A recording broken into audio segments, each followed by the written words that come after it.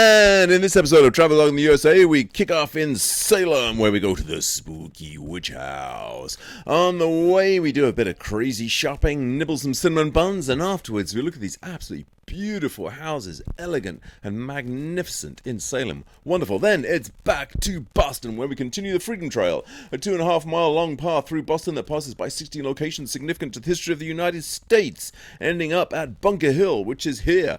Then we find some Mr. Feast's Feastable bars, head back to the hotel for some rather lovely pizza and some wedding soup, and then we chow down on those Feastable bars. So, enjoy this episode of TravelDog in the USA! So, last day in Salem. You can see at the moment, you can see that it's quite empty in the morning. It's literally the streets. And it's not late, not early, rather, it's 9:50, there's just nobody around. I think literally everybody is bussed in for the day. I think many people stay here. So first of all, I'm being sent off by the Rayford to find him a cinnamon roll that he enjoyed having yesterday. So I'm trying to see if I can find that, and then I'll get some other brekkies. A bit of a brekkie vlog this morning. Cinnamon roll got from this place called Brewbox in Salem. Head off down to this place I spotted last night. It's more like a donut place, but it looks like you get a breakfast bagel in it. So let's go and see what happens there. Jude Donuts. Let's see what this place has got for breakfast. So I got a steak, cheese and egg sandwich, chocolate. Let's put them in these brown paper bags in America. US hotels are strange. That doesn't seem to give you any breakfast. It's the free coffee they put out in the morning. There's the free coffee. Coffee, hot water, tea. In this kind of cool lounge area. I like this lounge area, it's really nice. I'm actually sat in it, but it is cool. Nice cameras over there. Right, so let's get some of this free coffee. Rayford cinnamon roll. Look at that, mate.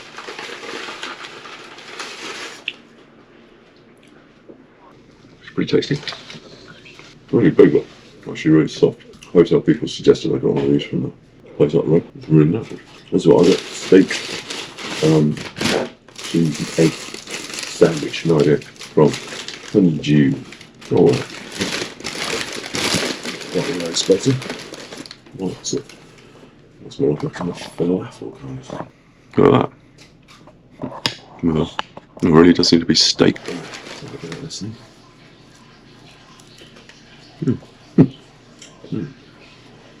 Really good. Masses of steak. Got doner kebab steak. Really, really good. Okay, so strolling down the street, got the Salem hat. And we're heading off to the witch house. This is appropriate for the Salem hat. Seems to be quite a lot of actual genuine ghost things around the place. Ghosts that start fire. A sort of a woman who was murdered by accidentally murdered by her fiance, and the rest of it in this place here. Appears, scares the bartenders. Weirdly enough, Daniel Lowenco, he was the first mail order person.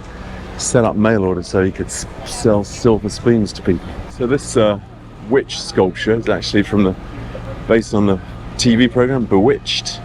And it's actually exactly they built it when the Nicole Kidman pretty dodgy film Bewitched came out. I'm sure everybody thinks it's dodgy. Look at that beautiful dog.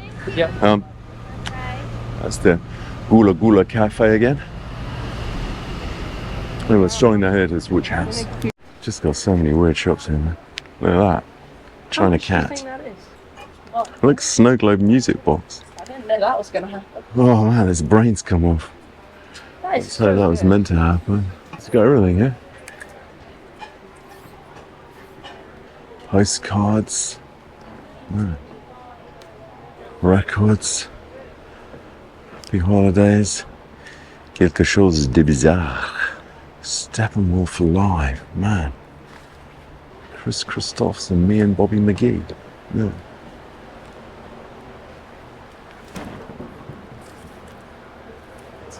Look at that. 1 pound each books. So many weird things here, man. Everywhere you go. A skull. And I know Halloween stuff, but there's kind of weird stuff as well. Just testing out my wizard hat. It was pretty cool, I reckon. Oh, midget trying out the wizard hat now with the Harry Potter vibe coming off him, man. We made it back to the witch house, which is over there. I can't remember what the point of the witch house was. They were telling us about it last night. Just think we might go inside. It's supposed to be kind of cool and haunted and the rest of it. Quite funny last night on the tour. She was telling us about modern day witches who are more like spiritualists, I suppose. But she said, oh, well, we do have a satanic temple in Salem. There's the Satanic Temple Salem. Citywide pride. Satanic Temple has sponsored this rather beautiful area of plants. So bizarre. There's the witch house, which I think we might go into. Also, loads of these places in a film called Hocus Pocus that I know nothing about. But we can watch that when we get home. Okay, so this seems to be the entrance to the witch house. Thursday. So this is a historic house museum. It was once home to witchcraft Charles Jonathan. Cool. Cool. Okay, nice. Yeah, so we finished the witch house. It's actually really good, but you can't film it. So maybe I'll put some stationary pics up.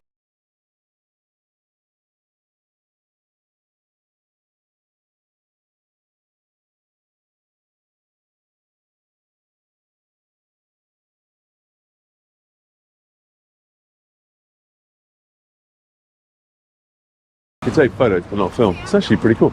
And this house was in Hocus Pocus, wasn't it? She said this house was in Hocus Pocus, didn't she say? This one here. I thought this was one of the main houses in Hocus Pocus. This castle church was on the tour yesterday as well. It's really cool. Quite amazing, actually. Extraordinary garden here. Rather a beautiful view to a house at the back. Wow, look at that. In the middle of Salem, that's a beautiful garden. Actually, it's a very elegant mini library door, isn't it? If you have a garden and a library, you have everything you need. A book is a dream you hold in your hand. Outside of a dog, a book is a man's best friend. Inside of a dog, it's too dark to read. Stunning garden here. By the Ropes Mansion. The Ropes Mansion was the place where the woman burnt to death, wasn't it? Yeah. And they say the ghost of the woman keeps turning up and burning stuff. One of the judges owned it as well, the Ropes Mansion. More beautiful bits of Salem here, wandering through. It's really cool. Exceptionally wide road they talked about last night on the talk. It's beautifully luxurious wide road, designed specially so a horse and cart could do a U-turn. Depending on that, what happens. Stunning. Look at it. Really elegant. What do they call all it? Who made all the buildings? Samuel McIntyre. Samuel McIntyre, that was it. These are like called McIntyre buildings. Slanty wood bit. It is very American, the slanty wood bits, isn't it? It's another history ink. Look at these beautiful bits over here. Oh, it's another. What? And over there. Francis Cox, commission merchant. Trying to pay for the parking in Salem. $53.75. 2 days. It's probably actually not bad. Okay, so we just dropped the car off back in Cambridge, just outside Boston, and we're heading back into Boston to finish the Freedom Trail. We never got through it the first time. Just gonna try and find the tube. Here we are. This must be coming into Boston again. Some cool views out of here as we head in. Over the other side here, there's boats driving about. Cool. About 1 million people in the station. We are back here in Boston. I'm going to go back and buy the Freedom Trail map again, if the Freedom Trail map shop is open. I'm going to walk past a special fried dough store and the colourful cows. This is the Freedom Trail shop down here, isn't it? So visitor information is shut, 5:20. Everything shuts up unbelievably early here. Actually shuts at 4:45. So we don't know how we're going to get another map. How are we going to get the map to finish the Freedom Trail? We can follow the trail, it's on the ground, but I'm not sure how we're going to get the rest of it. So we found the Freedom Trail online. So we're heading off on it again, heading back to where we finished, which was the corner bookstore. I love all the people just playing chess in the park. Beautiful fountain here, look at that. It's actually really pretty today, Boston. Even more so than last time. Black Seed Halal Grill, that sound good. Right, anyway, let's get to this bookstore. That building, look at that, it's so cool. Okay, we're back on the trail. Right, so that is the Old South Meeting House, yeah? Where we're off to on the next part of our trail. This actually looks so cool, doesn't it? With those buildings behind. We've got to take a photo of that. It's the Old South Meeting House. I think the main thing is they met here before the Boston Tea Party. 5,000 people agreed there shouldn't be a tax on tea. Yeah, but they didn't meet before the Boston Tea Party. They didn't meet it before the Boston Tea Party. They met it here to decide they didn't want a tax. Yeah. So this is the old State House. This used to be the place of colonial empire. So I guess this was where the British sort of tried to rule from. I think it's been returned to its colonial kind of style. But this also is where they read out the American independence. Was it here? Off a balcony. And they also smashed, what was it? The things representing the British, the unicorn and the lion. So in defiance of what happened. And this is also where the Boston Massacre took place. Now there's another spot showing us exactly the Boston Massacre, isn't it? Just outside the old state building, is it called? Yeah. And this is literally the site of the Boston Massacre, where the unarmed protesters were shot, 5 of them killed. Paul Revere wrote to warn of the British arriving at a later date. Yeah. And he obviously made some, I guess out of silver or brass, some incendiary thing pointing out the Boston Massacre, going agoraphobic here suddenly. It's those buildings there on the right. They're not even tall compared to It's still blowing my mind a lot. Okay, so Faneuil Hall behind us is like a place for debate. Is that right? Yeah, something like that. Cool square here as well.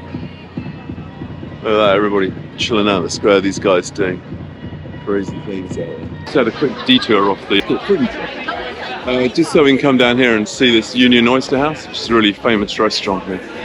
Just wanted to have a look at it. Got loads of cool little bars, restaurants and stuff down here. That's the Union Oyster House, which looks really cool. It's a nice little, anyway, sorry, I keep missing it. That's it, Union Oyster House. It's a nice little area down here, isn't it? Goes on around the corner. This bit's really quaint here, that Oyster House bit, the rest of it, it's really pretty. TD Trading's bank here that I did an advert for. While I was in the advert, it's painted on it. So anyway, see if I can find it. With TD's investment tools, my choices are clearer. Find your next investment today. Another really different bit of Boston here. Where does the trail go? Down here. Through the market. Cool market. A real different vibe, Boston, in this bit here. Like fountains, like a park, people chilling out. And then this little street down here, which is kind of cool. Got a great view of Boston as we head down on this further bit of the Freedom Trail. It's cool with all those buildings. It is a kind of beautiful city. It's not too big, but it's quite elegant with the combo of old style, new style stuff. This street's kind of cool. We ever find Paul Revere's house down here. We just have to keep walking for years. La Familia Spagnoli, much more smaller bespoke restaurants down here. So this must be downtown Boston from what we understand, because Paul Revere's house is in downtown Boston. So it's full of people, man. Absolutely packed. Downtown Boston feels more like Yeah, it feels more like New York, but with low-rise buildings. and those stairs. And the stairs, like all the open restaurants, they're nice. After about a year, we have found Paul Revere's house, man. Here it is. Oh, that was a killer. Right, we're going to sit on this thing. It's a beautiful square, admittedly, here where we are, really cool and quaint. The Paul Revere house today serves as a museum. Paul left, okay. So this is Paul Revere's house. Basically, Paul Revere lived here when he did his magical ride to tell of the British coming. Right. Frankly, we are getting quite tired on this trail. Couple of 6. It was 7 o'clock. It's the oldest building in downtown Boston, isn't it? Sorry, more important than me moaning.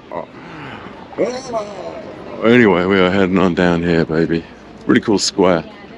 There's just so many people here, you can't do this trail fast. We got to the next bit on the trail, whatever it is. And it is the St. Stephen's Church, is that it? Yeah. Yeah? Let me. Old North Church, is this it or not? Why is it called Old North Church? Oh, the New North Meeting House? That wasn't the trail. We're going on down here. Oh, there's a statue of Paul Revere rocking out on his horse. Man, we got to the Old North Church, but you can't get through because it's locked. Oh, we can literally go around the corner, can't we? No, after hours. Oh, yeah, let's detour. After hours detour. Come on. Old North Church, I still don't quite understand what the relevance is. It used to have 2 lanterns in it, and it seems to be a place where the thing started. It was launched. It was launched, what, the revolution? Right. The revolution was launched here. It seems to be 1,000 people buried underneath it. Not entirely sure why. Right, come on, let's keep going on the trail. Flaming hot Cheetos. No, I haven't. Never had them in English. What are they? Good? No, pretty Okay. Cool view up here as you come to this bridge. And now we're going to find a burial ground. So Cotton Mather's buried here, along with who else? He was one of the witch trial people. The guy here lit the lanterns on the way to Paul Revere's ride, and it seems to be a vantage point, and the British would shoot their cannons down at Charlestown when they were fighting. It seems quite a cool graveyard though. We can't get in, but other than that, it's all good. Okay, so let's find this ship. There's a cool obelisk over there in the distance, which we're looking at. I like the obelisk, it's really cool. Washington's got a big obelisk as well. Always like that. Heading over the bridge. Right, we're heading over this river, clinging onto my hat in case it blows away. I think that's the final stop, that monument. Not sure how far we're meant to go. So what, is that Charlestown where the British would shoot the cannons from back on the graveyard? I'm asking, you just said that, man. It was the Bunker Hill Monument. Yeah. And I thought that was what the fight was called. Yeah, I think you're probably right. Right, let's get over this bridge, man. Alive. What a mission. Can't find pretty much the last bit on this trail, this ship. They've rebuilding this bridge and the trail's gone a bit different. Man, this trail is long. An amazing view of the highway in Boston from here, look at that. Stunning, man. Square, alright, this is Charlestown Square, where Paul Revere started his midnight ride. So the trail seems to have gone down there. The ship, behind some railings. Well, big guy, I think we get around the railings in a minute. We've got to the ship at last. There's the ship. It's a cool ship. Cool ship in front of the Boston, isn't it? Okay, yes, it's Ironsides. It is cool. Goodness me, we got there. Okay, this is Charlestown, really picturesque section of Boston. I remember it from when I came before. A really beautiful, smaller buildings. It's rather nice. And here's the giant thing. It's much closer than I thought it would be. That's weird. It looks bigger further away. It looks a lot. Well, no, it's still huge. It's still huge. But it looks bigger and further. Yeah, really weird. We have made it. Bunker Hill Monument. Don't fire until you see the whites of their eyes. We have got here. So this is the first place of the battle, was it? Is that it? First major battle of the, what was it? The American Revolution. And the ill-equipped communists said, don't fire until you see the whites of their eyes, because I guess they don't have enough ammo to fire from a further distance. Got to be said, it's an amazing place. The walk is amazing, but it is also utterly mind-blowing and incredibly exhausting. And luckily it's shut, otherwise we'd be walking up inside it. So this thing is amazing, man. Look at it. Unbelievable. Unbelievable. And that is Colonel William Preston, I think. Nice. Right. Let's head it back. You've got a great view down to Boston down there as well. Oh, that is Charlestown. It's really pretty, isn't it, down there? Hey, so we found Mr. Beast's chocolate bar. Time to be filming. Sorry. Thank you very much. Mr. G's chocolate bars. We're going to try them in a minute. Maybe we'll try them on the tube. So I'll try them at home. Oh, an amazing view of Boston over there. Through this weird tunnel we're going on the way back to the subway. Or whatever it's called, the Orange Line. Oh, man. So weird, these bits of America, the sun setting on this sort of multi-level freeway. Look at it, midget. Look at the multi-level freeway thing. That's really cool. All around you. Right, here's the station. Let's work out where we're going. Oh, like a multi-level station as well. Here we are, sitting waiting to get the, what is it, the Orange Line? Keep forgetting what it's called. Yeah. That's that trip from there, back there, across to Wellington, Medford, where we're staying. It's kind of cool, this line. 5 minutes.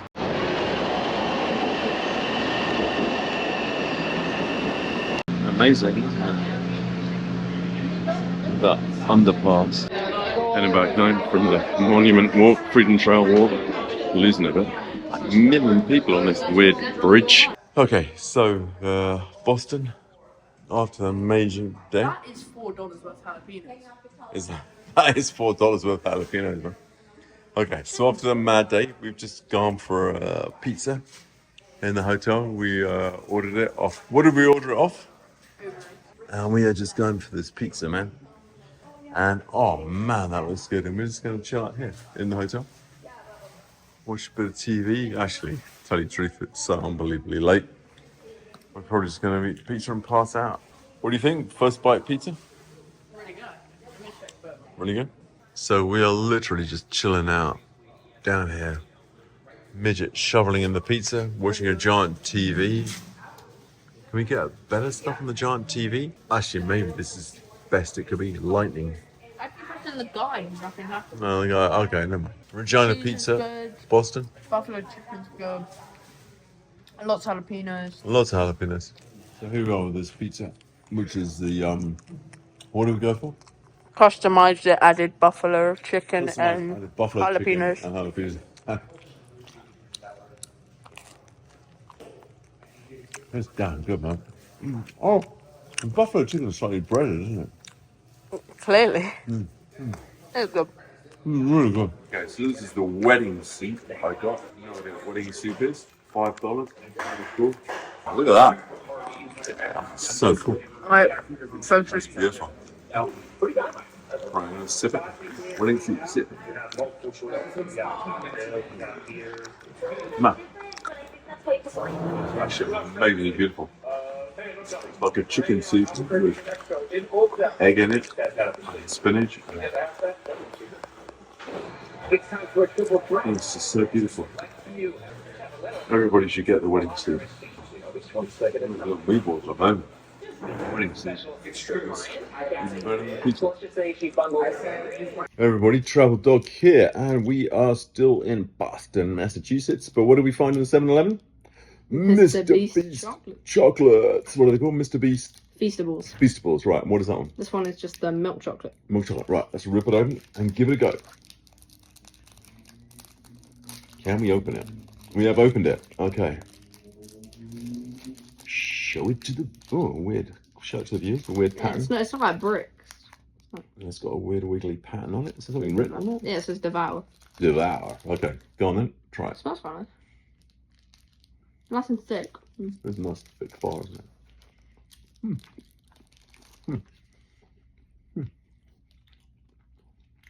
That's actually genuinely quite good. It's not bad. It's not like an English milk chocolate bar, is it? It's much more like American. It's much more American. It's got a grainy texture to it, but it's actually got quite a deep. Actually got quite a nice deep beany I flavour. like to it the more chocolate. than It's actually Cadbury's, to be genuinely is better than Cadbury's. Actually, it's a bit more like It has a deeper flavour to it. It's actually. It's similar to the green and black chocolate. It's like green and black. Do you think? It's amazingly good. Actually, really It's good. got a really good, rich bean flavour to it. Whatever you're trying to say. Yeah. It has a good deep flavour to it. It has a really good deep flavour. It's nice and thick as well. Lingers and says it's actually amazingly good. That is bang on. Superb. You'd eat this over Cadbury just I would because eat it's that good. over Like, Cadbury. not because of... No, it's actually It's genuinely amazing. good. It's actually got a genuine sort of cacao bean flavour to it. You can actually taste the chocolate. That's good. Which is surprisingly good. Mr. Beast. Well done. 8.5. 9. No. Easy. Yeah, actually, yeah, 9. Easy.